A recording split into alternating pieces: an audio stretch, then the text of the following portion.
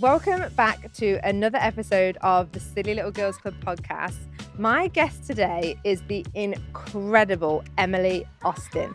Emily is not only an absolute business powerhouse, she is the founder of Emerge PR. She's also just written a best-selling book called Smarter, which hopefully you've all heard of. And the conversations today are just so inspiring. Hearing Emily's story, starting a business at 22, the trials and tribulations that come with that, and what has led her to create this incredible book that is going to help so many people who struggle with productivity. It is just an incredible conversation, so let's get into it.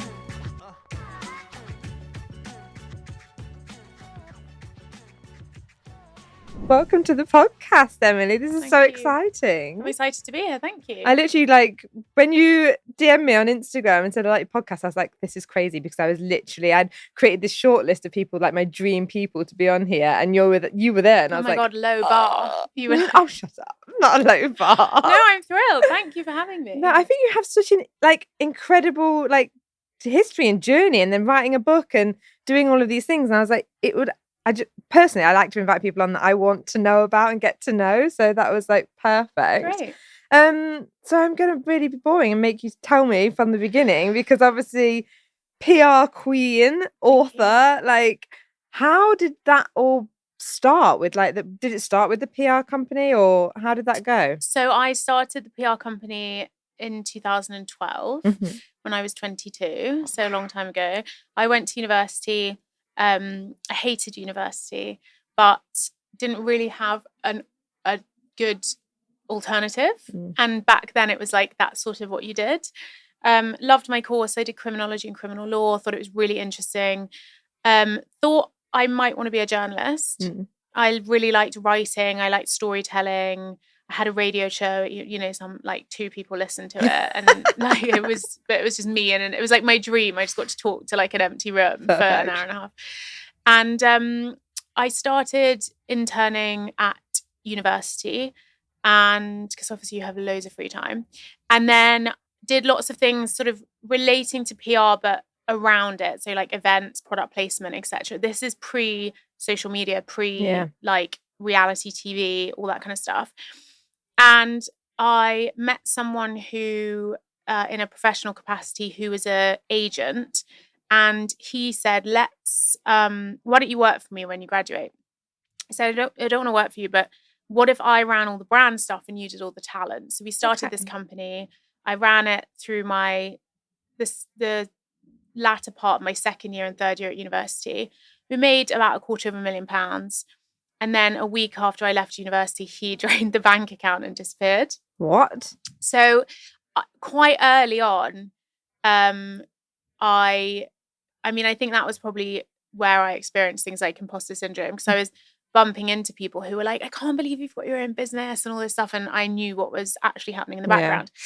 And it was my parents who said, well, we're not going to give you any money to mount a legal claim, but your idea is good and you're 22. So, you might as well just crack on. So quite quickly, and then started the company. So that was 14 years ago. My gosh. Straight out of uni, really, then, with that obviously horrific learning curve. That is probably one of the steepest learning curves I think I've ever heard about. Yeah, it was intense. It was a combination of, the money was in some ways irrelevant because it was in a bank account, and it wasn't specifically in my bank account. I didn't have any debt. I didn't have any mortgage, nothing. So it was almost imaginary money. And it was at that time, £250,000 in any circumstance is a lot of money, but when you're 22, it's, ridiculous. Yeah.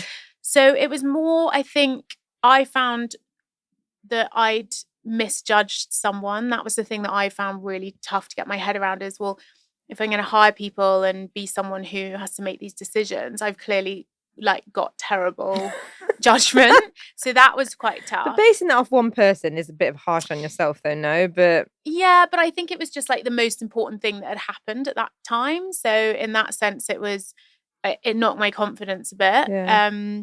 But there was so much going on in that year, with Netflix launched, Uber launched, Instagram, all ththese big platforms kind of changed the way that we consumed.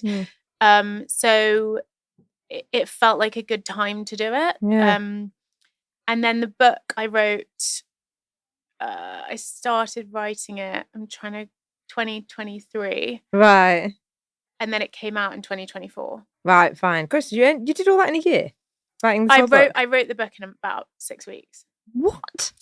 Because when I went to so I'm trying to get the timeline right. So in summer 2023, I was like, I'd always wanted to write a book. And I feel very strongly that I didn't want to do anything unless it added value. Yeah. And prior to last summer, whenever it was, 2 summers ago, I didn't have the perfect idea. Okay. So I was like, I'm not just going to write some wank and then expect people to buy it. And yeah. So I was like, okay. So, and then it sort of came to me that was going to be the idea. And then when you put together a book proposal, amongst other things, you have to write roughly 2 sample chapters, which is basically like, this is the vibe of what it's going to be. Like a trailer. Like a trailer, yeah, exactly. Like some sample material to say that you actually can string a sentence together. And so I did that in November-ish time, 2023. And I found an agent. I emailed 30 agents. Oh, wow. 2 replied. Okay. 1 was like illiterate. But so I was like, well, I'm going to have to make this other one feel really fucking special. But it was, a race of 1. And she said, look, we'll pitch it out in January 24. And when we pitched it, I said to the publisher, my non-negotiable, like, I don't care if you don't pay me, nothing, because I had a salary for my day job. So the one non-negotiable is it has to come out in 2024. Okay. And so they said, well, that's normally we have an 18-month lead time, but we would need to start editing by February. So you needed to write it. Yeah. So I said, well, fine, I'll write it. But I also went in, I designed the cover. Yeah. I love it. I was like, really try hard. I was like, it's like, welcome, just sign here. Oh, that's perfect. Here's a finished product. All you've got to do is like publish it and put it out there. Yeah, pretty much. I mean, that's so proactive. I literally love that. I think it's also because I've got a team. So I have a designer in-house. So I didn't have to pay anything extra. So I could say to her, like, this is what I'm thinking. And I knew it was I sort of understood the title. I think the subtitle changed slightly, but not sort of enough to be interesting. But yeah, I was like, this is the research I've done. I am going to be promoting it. So I think this is, and they didn't change much, to be honest. Perfect. I mean, that's great. That's quite like a gratifying moment, isn't it? It's like, oh, I actually did this and it's good. Yeah, I also just don't know if it's that or if they just like were a bit lazy and busy with other stuff. I doubt they were like, let's try it's hard. It's been a success, so it's a success. Yeah, so it has to be good, and the proof is always in. What do they say? The proof of the pudding is in the eating. So apparently that's what they say. Oh my god! So really? I didn't know that. It's out there and people are consuming it. Yeah, and they are. Like things are good. So I think you shouldn't be harsh on yourself with that one because that's actually incredible. But I know you're talking about team and stuff like that, and going back to obviously the start of Emerge. How did that journey go then? Obviously, with that sort of overarching doom of not being a good judge of character. How do you begin then scaling a company and growing it? I think I would say that staffing is people is the hardest thing on the list of hard things, and I still don't know if I'm a good judge of character because I think I'm always inclined to see the best in people. I think I've in the past, I don't like rule with an iron fist. I'm not a difficult person to work with because I don't want to be. But in that, where I've made mistakes is that I've let people stay for longer than they should have done, or I've let situations play out sort of knowing what would happen, not like being super proactive. At the beginning, I mean, you're so governed by money. So you're like, I can cobble together 20 grand a year for someone. Who is that person going to be? Or is it going to be like 2 interns or whatever? So I think the hardest thing when you start a company is your experience of work ethic is your own. And it's very hard to understand why someone else wouldn't care as much as you. And also, I think just culturally it's evolved. Like when I was interning, no one got paid. Like no one would even really talk to you. No one would teach you. You'd be like, you're the welcome. Dog's body, and you can aren't learn. you? Yeah. It's just a list of ridiculous things that, are they really enhancing your understanding of the industry? Who knows? But you're sort of in the room and it's exciting. And obviously, no one got any benefits. No one got any like HR, like none of that stuff where you got given like a fucking mood ring and got told. Do you know what I mean? Like you weren't being therapized or anything. So I think it's hard to get your head around like the development of a staff member, particularly when you're younger, because I'd never been through a review process or an appraisal or asked for more money or anything. No, it's quite a unique position for you to go, like, I guess, straight from like, a startup with that guy that obviously was successful if it was generating like profit and stuff. And then, probably recognizing that you didn't want to work for somebody else and jumping straight in at that top position and not having, gone through all of that yourself. I think also at the beginning, I didn't necessarily have a vision of like, now we've got just under 30 people here. I didn't have a vision of like, I want to be a big company or I want to be a medium company or anything. I wanted to create a business where I wanted to work. Yeah. And as long as I could make enough money to match a job I would have somewhere else, that was good enough. Yeah. And it was really, I grew like the slow and boring way. It was like you make a little bit of money every month and you bank it. And then after 9 months or 12 months, you have some money and then you can hire someone. And then that person creates more revenue and then you hire another. I mean, it really was that. You've definitely heard of Redken, right? The brand that hairdressers swear by for amazing hair care and styling. Well, I've been a hairdresser for like 20 years now, and trust me, Redken has been a staple in my kit for years. Their products just work. They are powered by science, designed for pros, and there's literally a perfect match for every hair concern, whether your hair is feeling a bit dry, damaged, or it just needs that little bit of extra love. And if you've ever wondered how we get that next level glossy colour in my salons, it's Redken. It's our secret weapon. The shine it gives hair is unreal and it actually leaves it feeling healthier, which is kind of magic. So if you're thinking about a little colour refresh, then ask your stylist about Redken. You won't regret it. Or you can find a salon near you at redken.co.uk. All right, now let's get back to what you're actually here for. Yeah, but that's a sustainable growth. And that is, I think, why businesses do last that don't, expand wildly quickly or do something completely bizarre and then end up in a complete, nightmare situation where you're overexpended, and that is just my idea of a nightmare. Yeah. It's like hell on earth. No, but doing it sustainably is... Well, that's why I work with a lot of fast growth companies and most of them raise money. And money ultimately is just pace. You can just do shit faster if you've got cash. And I always think, God, if I'd been given money, I would have spent it incorrectly.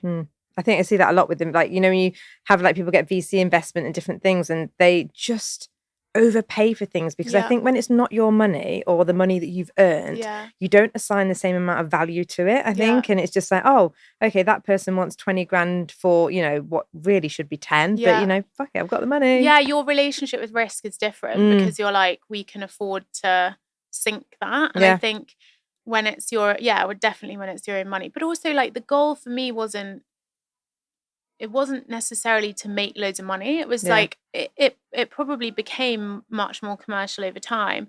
But at the beginning I was so young, none of my friends had jobs. That's crazy, isn't it? People left university and it was a bit more acceptable to kind of figure out what you wanted to do or take a summer job and then work out whatever, or do an apprenticeship, or so it wasn't like I had any people absolutely flying and I felt in their shadow. I kind of just could do my own thing. No, but it's almost like you're that person maybe to them that was flying and trailblazing. That's quite a nice way to think about it, I think. Yeah, I mean, I definitely lost a bunch of friends along the way, I think. Yeah, it just happened though. Yeah. And it's to be honest with you, that's one of the hardest lessons I learned in business is they're not joking when it's lonely at the top. Yeah. When you're that person at the company.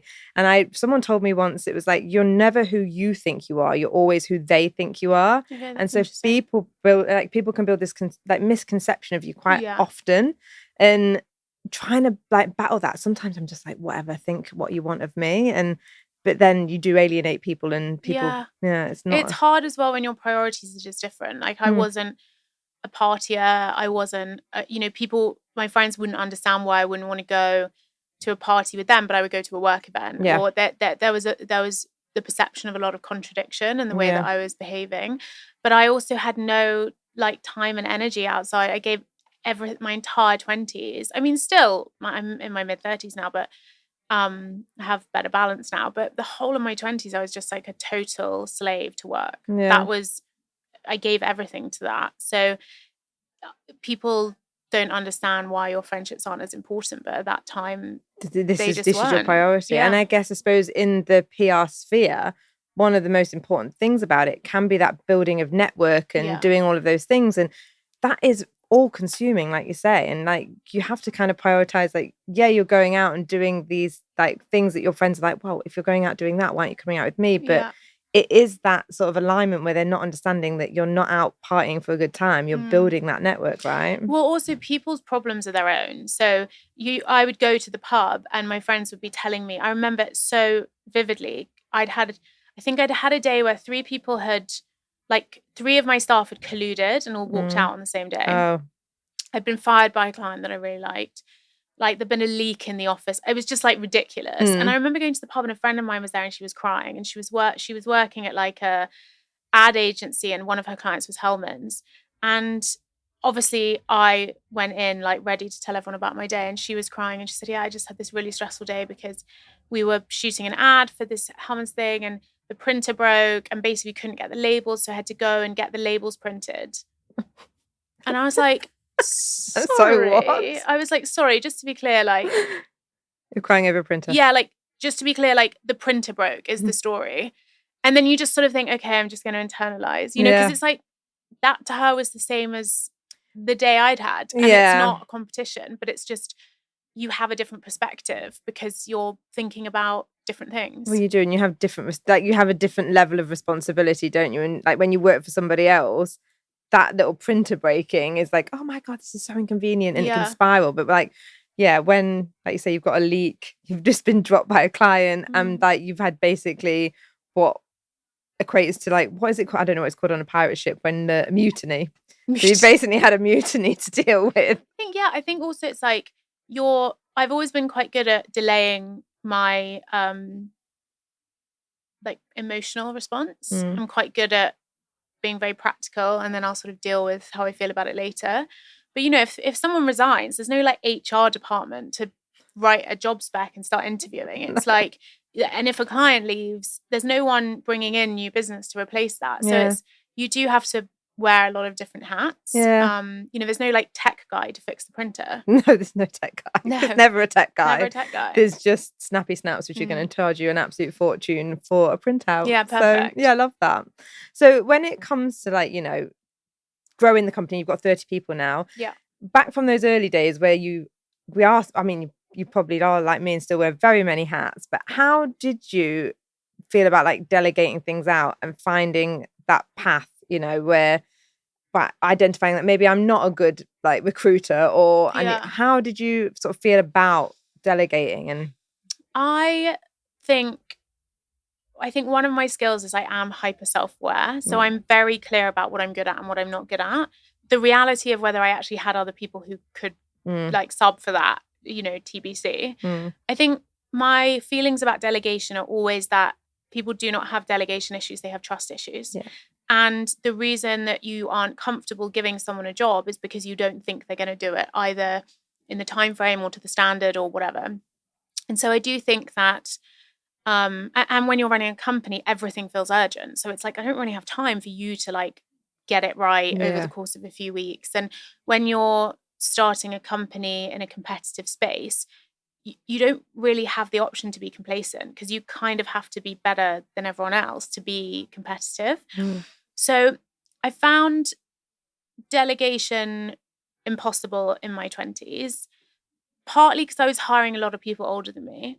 Yeah. So I was just like, I am so sorry. Would you mind just doing That's quite a difficult dynamic anyway, isn't it? And it's difficult for them because a lot of the time, I don't know if you found that with like the older people that you bring in, that they kind of don't trust you in a way. Yeah. Like that is so frustrating. They resent you as well, and they're like annoyed about the position they're in. Yeah. So I found that hard. And I think also I probably didn't really know what I was delegating, because I was like, what are the things you should give away? I gave away the responsibility of my accounting. I was like, I think it's important to know some stuff about it, but people study for many years. You should get a professional.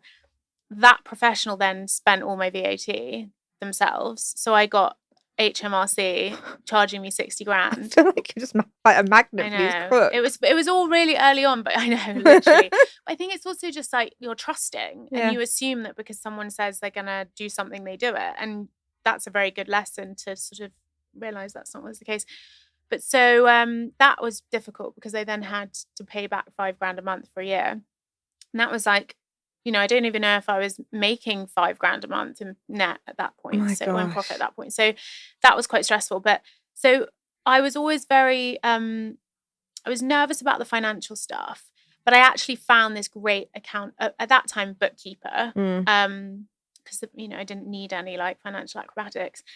And she's still with me. And amazing. She is like a second mum. Yeah. She's like so gentle and so soft. And I was like, actually, I don't want an aggressive 60-year-old accountant man telling me about a topic that I'm really sensitive about. So feel very comfortable delegating to her. I think one of the key things for me in terms of delegating was figuring out or being clear with people about my expectation of what impact they need to have on the task. So I might say to juniors, I just need you to take this 20% of the way. Yeah. Or with my MD, like I want to see it when it's 95% and I'll look at it. Yeah. And also you have to work out what your own tolerance is. Like how many times are you going to redo your document with someone? How many times are you going to, and that's, I think the hardest thing about team is there isn't really a shortcut to investing in people. No, there's never a shortcut. There's never a shortcut. And so I remember meeting someone who was running a successful business who said to me, I don't ever hire anyone that I have to micromanage. Yeah. And I was like, okay, but where are those people? How do you find these people? Yeah, like could I have a direct link yes, to those people? Literally. Can I have word for word the like advertisement you're putting out for these roles, please? Yeah, there's a quote in Reed Hastings' book about how in company culture, the people underperforming will never upskill to the people performing. The people performing will always downskill. Right. So people will be like, hang on a minute, this idiot's not doing like, well, if they don't need to do this, like, it never works the other way. Yeah. So I think it's just with delegation, ultimately you have to be confident in the team that you have, but I also think that you have to be incredibly clear about the instructions you give. And often the reason it doesn't work is because people don't give clear enough instructions. No, I think that's hits an nail on the head, doesn't it, really? And I think, like you say, the fact that you've realised to take the time to set out your expectations for them is like what is all that you can really do at that point. Yeah. I think, and then trust them. Yeah, and have a system for, manage your own expectations about what people can do. But yeah, I think that there's a lot of like outdated kind of delegation chat in business books, and that's not always super practical. I think it's also like the explaining to the team the context of that task within a wider lens. Yeah, letting them understand the vision of the business and where you're going with it and why they're doing that, perhaps. But also it's like I tend to tell people the urgency of the task, because what I found was that if I messaged anyone junior in the business, they would reply instantly being like, yep, I'll do this now. And I'd be like, no, it's not. I don't need it now. Yeah. I need it next Tuesday, so you can do it next week. Yeah. But there's just this, everything feels urgent. So you've got to try and help them work out. And yeah, I suppose that's you can relate to that from flashing back to your 20s where you're running around like a lunatic doing everything. But I also loved the job. I think I was like a senior PR person on a lot of these accounts, and I got a huge amount of joy from that. And part of the reason we had such good clients is because I was good at my job and I was doing that job.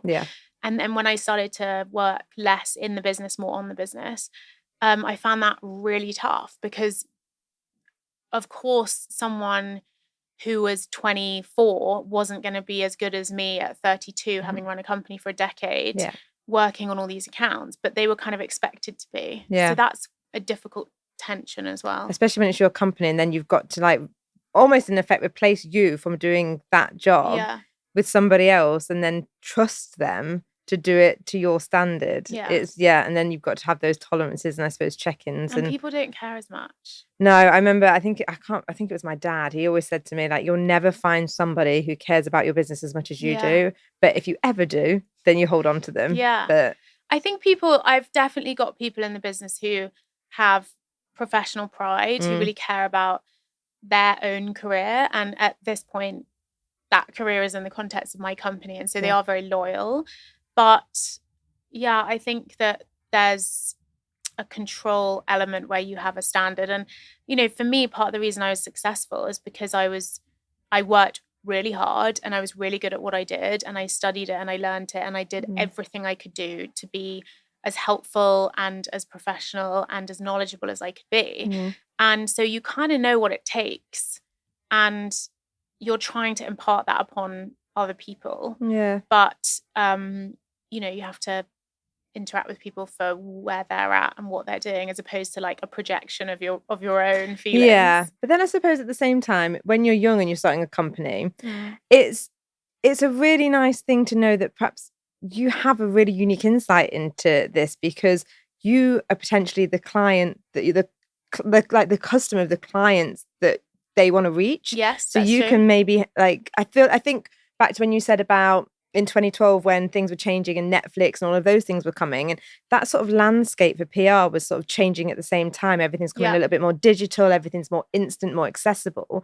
And being in your 20s at that time, you understand that and you can perhaps outpace older companies that aren't as quick to adapt and change. And do you think that played any sort of significance in that initial success of Emerge? I think that, yes. I think that there was a sense that a lot of large, clunky agencies were quite slow to, just not least because of their infrastructure, were quite slow to be able to respond to this stuff.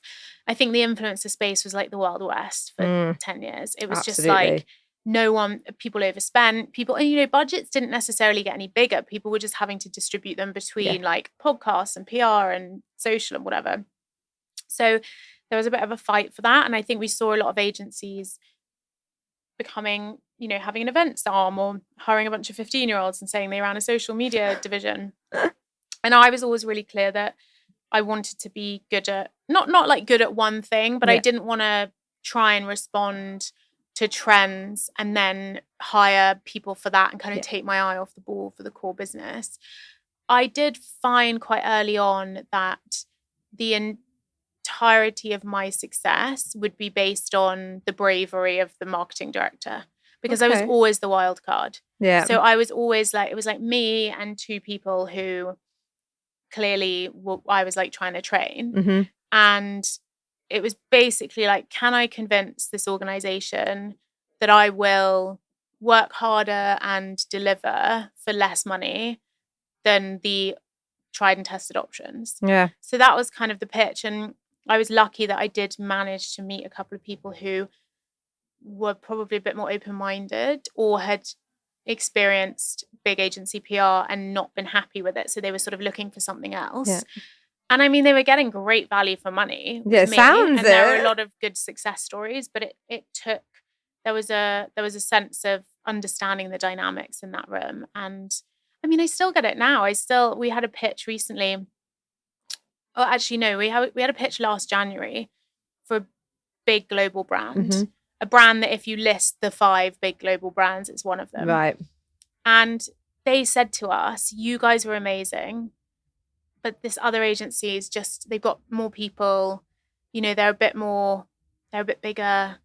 I said, look, sure, that's where you're at as a business. 6 months later, phone call, it hasn't worked with them because they're too big and they're too slow. And they had to learn the hard way. Yeah. And it happens all the time. And I say to my team, we never lose. You just delay the time that you win. Yeah. Oh my God. And I think it comes back round. And there's lots of it, as you say, it's relationships. And that's not just with press. Yeah. It's with someone who works somewhere and then moves somewhere else, or the number 2 somewhere goes in-house, or someone who used to work for you goes to a brand. And I just think it's an industry that really rewards nurturing relationships really thoughtfully. Definitely. So it's always, I'm always very conscious of that. You've definitely heard of Redken, right?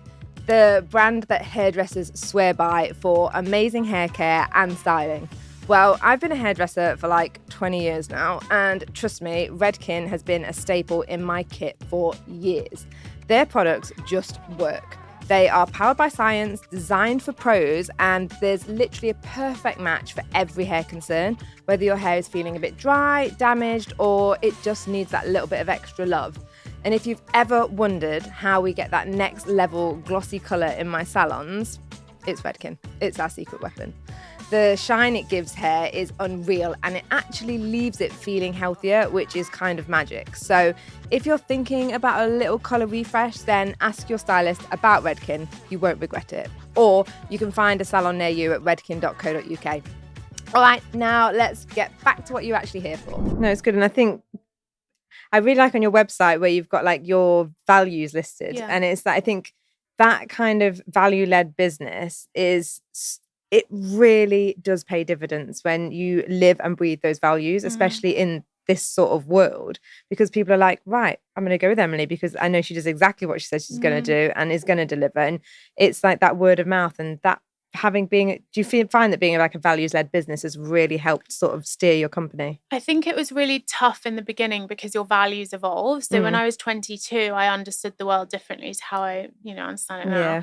I'm just like way more cynical now and sarcastic. But yeah, I think I struggled with the values because if you're a service-based business, it's not, people can't touch it or taste it or smell it or feel it in the way that you can a physical product. So you're really working on attitude and vibe and all this other stuff. And you can't really just like sling a bunch of values on the wall and as people walk in and tell them, you have to be really thoughtful about how you bring them to life throughout the business. So it was a big, we sort of tried variations of it. And, I was like, these are the values I think we have, but then there are some words that resonate differently and you have to be kind of open about that. You also have to be really careful to not change the values based on the team you have today, because if half of them leave and you hire different people, then they're sort of out of date. But I think the premise of Emerge was always a place that I wanted to work and to also redefine the stereotypical PR girl, because I was not a sample size. I was not blonde. I did not love cocaine. I was not out partying. And I found it to be quite an excluding space for me when I was younger. It's different now, but 15 years ago, it was like this sort of ab fab era. Yeah. And also, I think the brands didn't exist, right? So like all these tech startup, high growth, Huel, Surrey, Lick, like Depop, whatever they are, they didn't exist 15 years ago because there wasn't social media. There wasn't this kind of there wasn't VC a tech boom. for them, was there? Yeah. Exactly. So you like the kind of PR framework was like events, restaurants, and then sort of broader celebrity like streaming. Like, I mean, it wasn't really even streaming back then, but like TV and adverts, the X Factor, all of the things. Exactly. So it was a different type of industry. But yeah, the value piece is we just embed it now in the business. And there were loads of times where I tried to sort of talk about it, and I do some like big Braveheart speech, and then everyone would sort of forget about it, because actually people just want to understand, am I going to be happy here? Yeah. Am I going to earn enough money to do the things I want? And can I brag about it a bit to my mates? Yeah. It's sort of the like what it boils down to. So with the value piece, in the reviews, like our original values were fearless, curious, kind. And so in our reviews, people would be judged on, things they'd done that were fearless and things that don't. But you have to work quite hard to make the language part of the structure of the business. Yeah, make it part of the culture. That's amazing. And I suppose like how things do keep evolving, it'd be really like interesting to hear your take on like the whole AI movement. Yeah. Because it's like I was at a talk yesterday at Lancaster House, like really randomly. I did a business course with Goldman Sachs, and they had this incredible talk, and we had like Joe Malone was talking, and then they had Emily oh god, I've forgotten her name, Emily Matiz, the lady that interviewed Prince Andrew and stuff like that. Mateless. Yeah, that's it. Sorry, thank you. My god, I'm so illiterate, I can't read her last name, but whatever. You don't need to. She's She's iconic. I think matless, mateless, people say different and you just recognize her like that. I know who you mean. Yeah. But they were part of the conversation around the day was all around business growth and generation AI and things like that, and how it's really skewing the landscape for a lot of businesses, and how everyone's having to work quite hard to integrate it in a way that is still human. And how is that sort of movement affecting your world? So I think people get really excited about these topics. It's like, do you remember when everyone just like made NFTs? Oh my God, yeah. Everyone. And there were PR agencies that were like, you can pay us in Bitcoin. And I was like, no. I mean, it's a lot of lift for like an article on PR Week to make you seem progressive because you're doing a new hiring round. I think there's all like Ariana Grande was doing a concert in the metaverse, and it's like, well, that, didn't work. No. So I think I don't think AI is necessarily like as transient as those things, but I think that people get very excited about the uncertainty of it. So there are industries in which there's concern that it will replace people. Do you remember when everyone was like, robots are going to replace? I mean, it's still, people still talk about people still think about that, don't they? But it's like, and then when like a supermarket did a self-checkout, everyone's like, see, it's happening. Oh my God, when Amazon Fresh opened, it was like... And I'm like, do you see how many staff they need to fix these fucking machines? Like, they're not going anywhere. But I think with AI, in a business like mine, it's, I think, a brilliant tool. I don't think people know really how to use it. And I don't think there have been... there's not been like a big education for certainly the PR industry. I find it really useful for research. So if I need statistics, if we want to think about who might be a good Middle Eastern face for a global an EMEA ambassadorship for a beauty brand, we can put in certain information that spits out names. Then we can say, have any of them done campaigns with competitor brands in the last 3 years? Yes, it's a huge time-saving tool for you. Yeah, it's like a Google search sort of on crack. So I find it to be good for that. I also have found it to be useful, like even with this, I'll say which celebrities have used the word smarter in interviews in the last 6 months, and it will be like Julia Roberts said she works smarter, not harder, in an interview with Vanity Fair, and so it's for me, it's a time saver.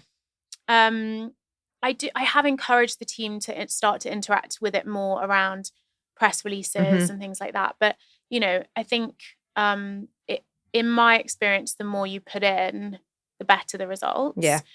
I think that there's also really lazy, I mean, like the beauty industry is the best example, where every fucking brand has like a giant lipstick floating down the Thames. Or like eyelashes on something. Yeah. And I'm like, guys, we've got to stop. Yeah. And it's, to me, I think there are brands who've done it really well. Like I think Jacquemus uses AI very well. Incredibly. But like they're the only one. And I feel like everyone is imitating them. Like they are the leader in that kind of thing. And it just gets worse and worse as well. Like you look at brands, and I just think it's quite unimaginative, and it's probably really more skewed towards like viral content than it is towards kind of clever marketing. Yeah. But so I think that people are using it at the moment in creative industries for more entry level, like marketing or PR lift or social lift. I think there are concerns, we talked about this earlier, I think there are concerns about the sort of censorship, the regulation. Yeah. Where I know there's like a bunch of stuff with Sam Altman going on at the moment about OpenAI, and like how this stuff is regulated and who regulates it. And are we comfortable with the idea that the information that comes through there is accurate? Yeah. I don't think it's going to take anyone's jobs in famous last words in 2025 in February 25 in the industry that I'm in, or I can't see how people that I work with on the brand side would eliminate staff as a consequence of it.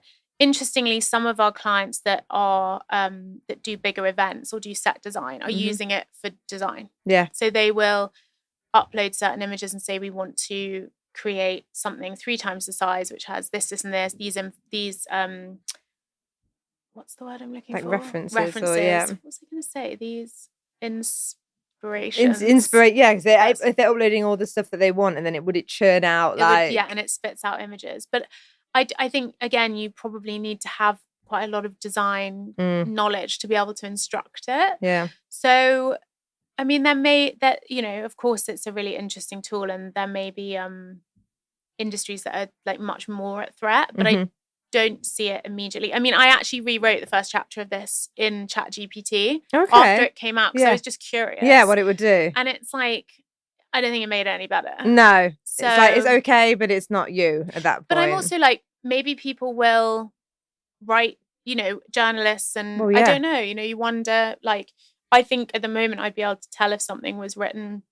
Yeah, you'd like to think so. By a person, but I don't know. No, sometimes I get stuff and I'm like, oh my God, I actually find it really rude when someone blatantly ChatGPTs me in an email to the point where I'm not going to reply. But do you use all those things where it's like, summarize this email, or like type? Do you use? I use AI pretty much throughout my entire business, to the point where I've just taken the salon space next, like another building next door here, and we're gonna make it an AI salon. So it's going to be everything, every touch point that we can kind of bring in, obviously not cutting hair. Can you give me an example? So examples will be like virtual try-ons in mirrors and things like that. So we can have like suit a bob. Yeah.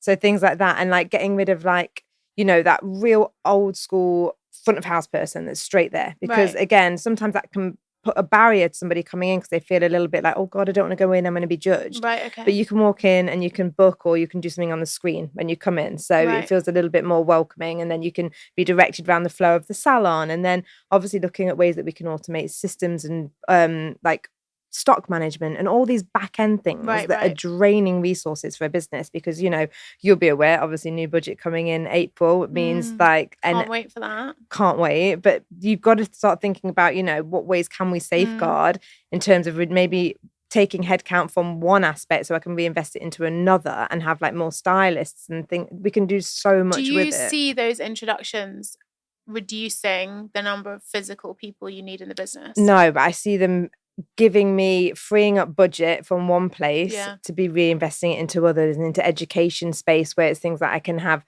people doing different services that we perhaps couldn't offer because we didn't have the budget to bring it in. Whereas if I can take it from one area and give it to another, I can grow it.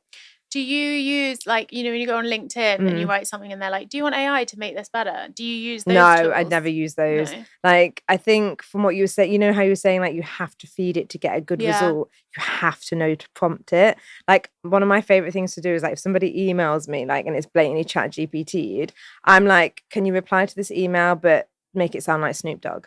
Right. And it's like boom, boom, boom, boom, boom, and I'm like, there you go. Yeah, take that, because that's like, how silly I see you, and this is how silly you sound. So someone told me the other day, this may be me like not knowing what's going on in the world, but I was quite surprised at this. My friend's husband works for a big like financial services company, and they have a system in the business where you can. So her husband. She was like, yeah, his LinkedIn. I was like, is he going to quit his job? Because his LinkedIn's got like absolutely popping.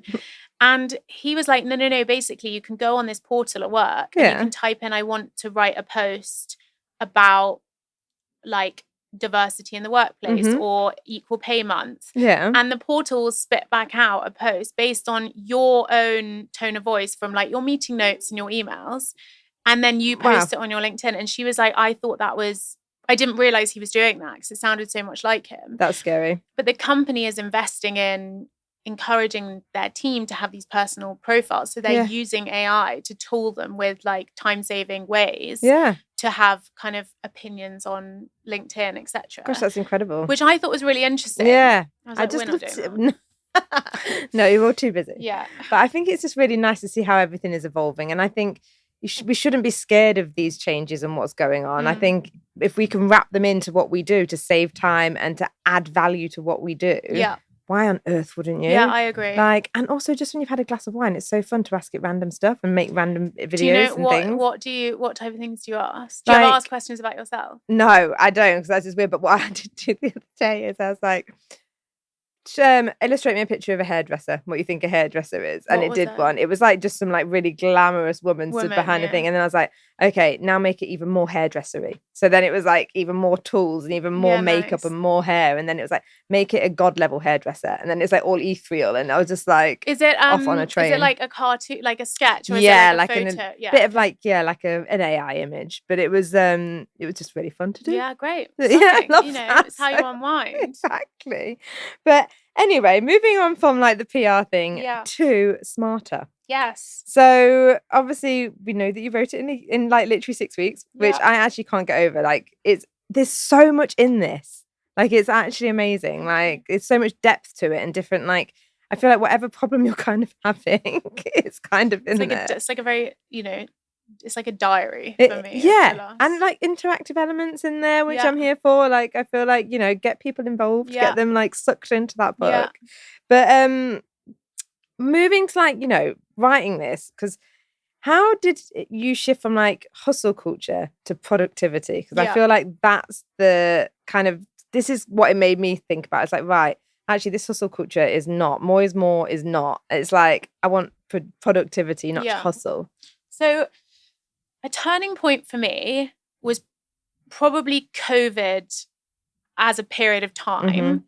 And the change for me was I realized that I could be as ambitious, as successful, you know, and hopefully more successful without ruining my life. Yeah.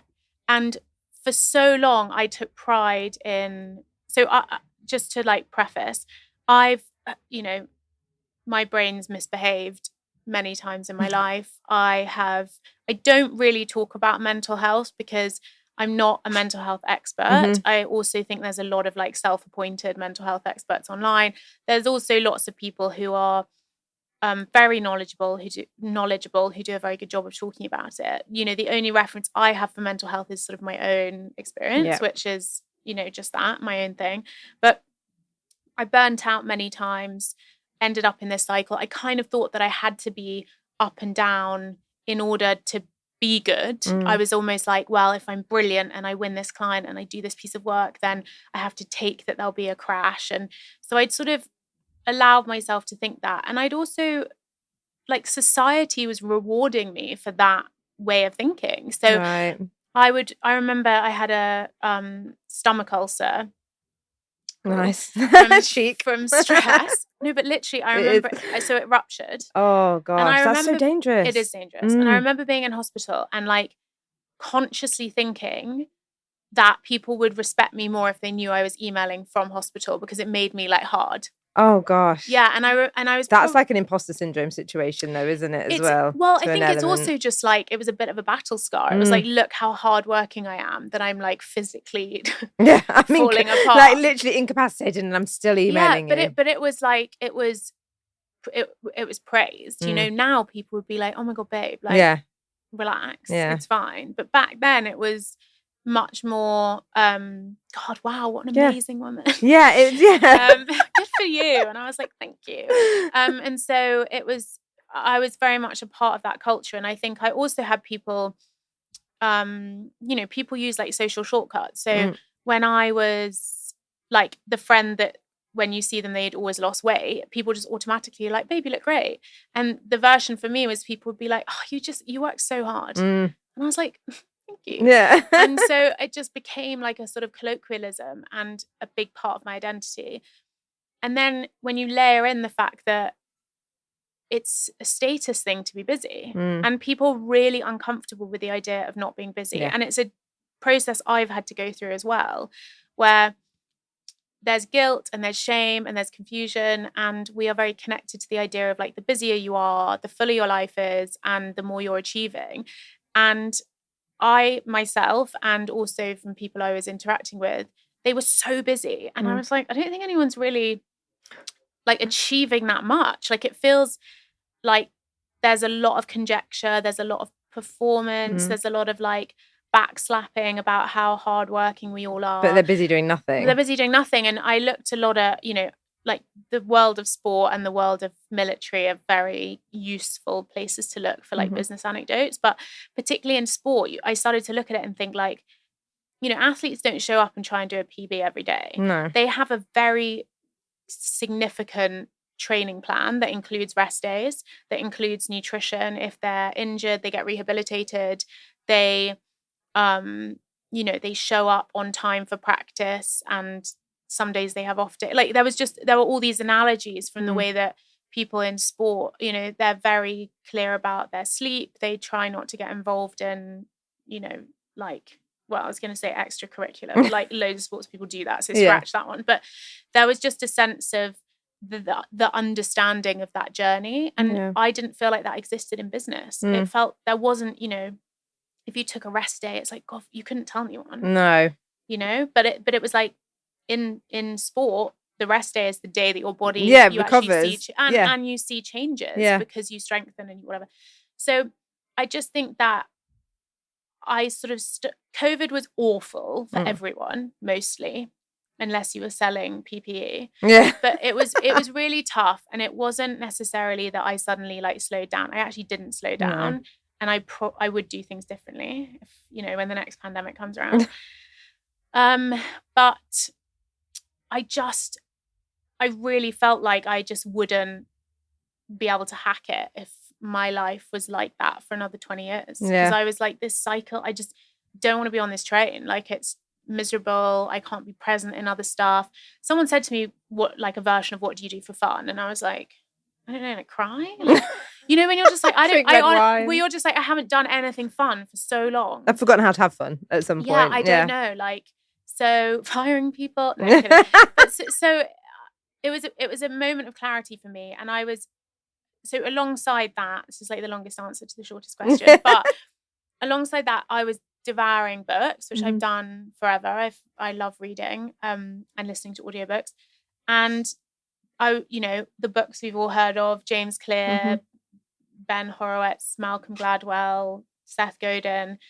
And I was reading them all, and I was like, they're all written by men. And they're great, and they're really interesting, and they're very much, they appeal to men and women. But when you look at the female authors, it's either like, I'm Karen Brady and I started a business before the internet, and like her story's very inspiring, but it's not relevant so much. It's not relevant, and it's not super practical. Yeah. Or it's like the soft business, like manifest your way or meditate your way to this. And I was like, what all the people I interact with are super ambitious. I mean, men and women, but like my lived experiences as a woman, and I work with lots of women, so that's, I guess it's probably more appealing, I think, to women. And I was like, where's the literature that kind of fuses the actual tangible business, ambitious career advice that's really practical with the storytelling of someone who's run a company or had success, who's doing it.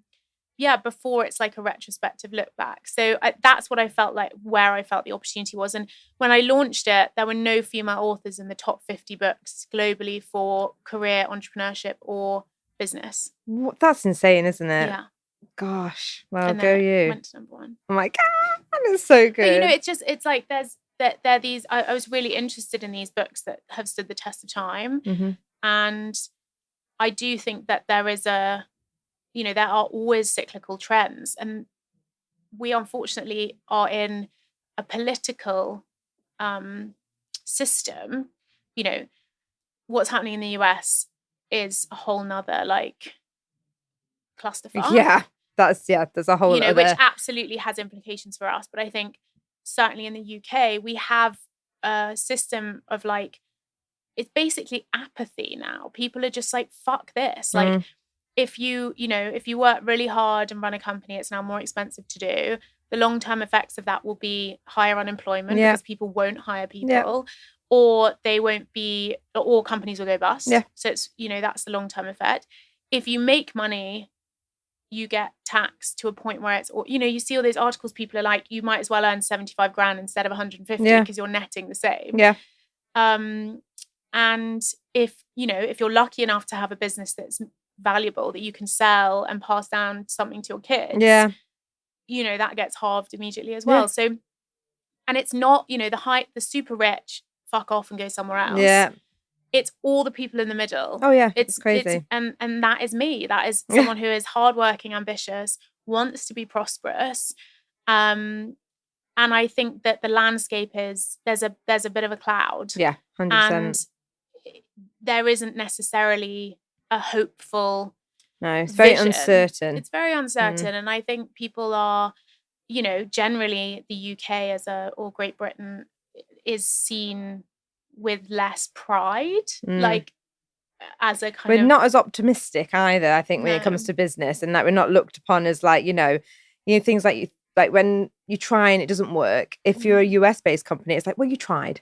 Whereas here it's like shame if it didn't work out, and it's things like that, and it's just not rewarded in the same way. It's not rewarded, and I think people feel, people are. I think a lot of the measures at government level are misplaced for the realities of what business owners are experiencing day to day. Absolutely. And the best way to boost people's mental health is to make them all feel a bit richer. Yeah. So that they a bit more even heard would be nice. So that they can have a holiday with their family, or they can, fix the roof or whatever, or like fucking buy food or, whatever level you're at with it. But I do think that I was describing it to someone the other day that when the Olympics was on, there's like this Olympic fever, right? Like someone's like, I've just taken up paddle, and you're like, good for you. And people are watching, kayaking, and like you watching these kind of seemingly ordinary people doing extraordinary things who are very talented, and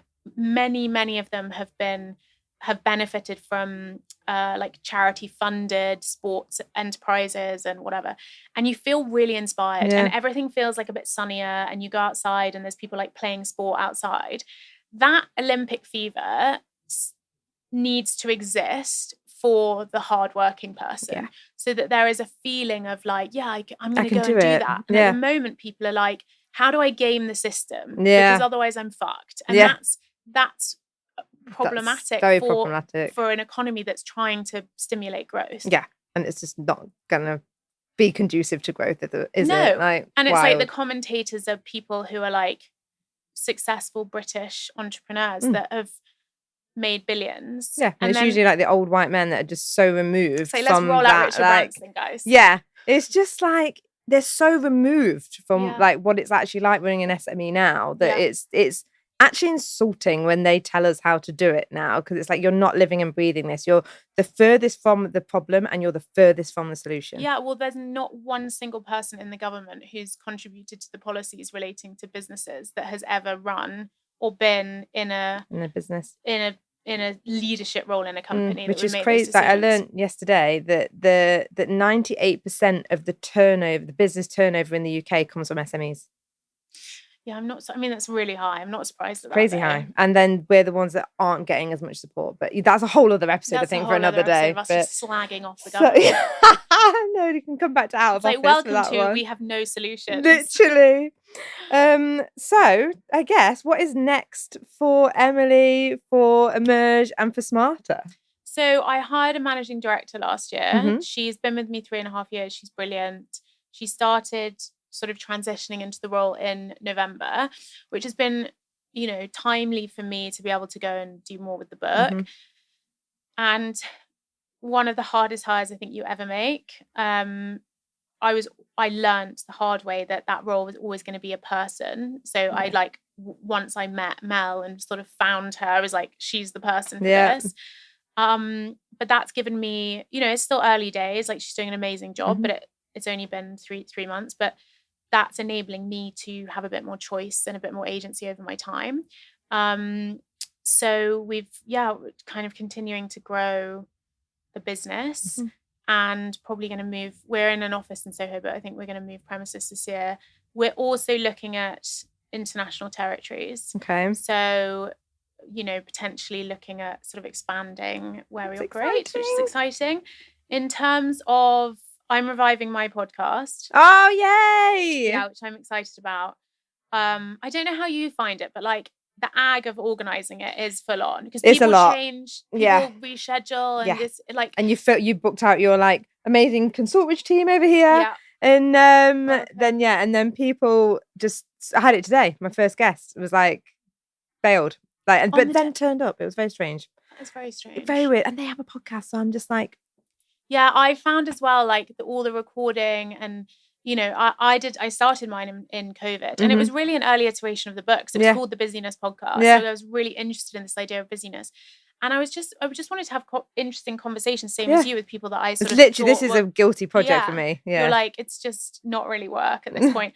But because it was COVID, everything was remote. So I didn't really have to do any video. And now obviously you have to have like the whole setup and so it's fun though. It's so fun. And the premise for me is we've rebranded it to the Smarter Podcast. Yay. Where I sit down with the smartest people you don't know. Yeah. So it's like business owners and interesting people that you probably haven't heard from before. That's amazing. Because those are the stories I'm always fascinated by. So and they're the ones that have the richness like there, and it's like the real interesting, like nitty, like there's a reason reality TV show is so amazing, because you don't know these people and you get to know them, and that can extend to this. Also, I think it's like back to the value thing, you know, there's a lot of people doing podcasts in a certain format, and I think I'm not necessarily adding anything nuanced to that specific thing. So, and then with the book, it launches in Australia this week, which is exciting. And then I've got a US publishing deal, so that will be September. And then there's a couple of other international territories. I've just been offered a second book. Oh my gosh, this is amazing. Which I haven't decided. I mean, I feel like I don't want to be ungrateful, but I was saying to someone this morning, I think it's like if you have a baby, and a week in, someone's like, will you have another one? Yeah, you're like, honestly, sweetheart, ask me in 6 months. Yeah. Like, let's let it breathe. recover. Let's see where it goes. And also let's gather feedback, right? And let's see what people actually need in the next book. This has been fascinating, because when I wrote this, I read all the 1-star comments on books that I won't name, but we've heard of. And like sort of aggregated what people weren't happy with. And that is so smart. Predominantly it was either I've heard all this before, or it was this is only aimed at entrepreneurs. Yeah. So I did try and write it for sort of ambitious people more broadly. Yeah. But I've done a few corporate talks, which I love doing, and it's so interesting to hear what actually people are concerned with, because we have an idea from our own working lives, but actually talking to people who are kind of in the throes of managing all this stuff and trying to live life smarter, it's important for me to be connected to what actually concerns people. This is going to be perfect then on the podcast. Yeah, I'm so excited to listen to it. Thank you. But thank you so much for joining me today. And if everybody hasn't got smarter already, you need to get it, and get smarter. Fabulous. See what you did there. Thank you for having me. My pleasure, and thank you. Okay. While I have you, it would really help me out if you could just hit follow or subscribe, depending on which platform you're getting your podcast from, and I can keep bringing you these amazing conversations with these incredible guests. And I will see you next week on the Silly Little Girls Club.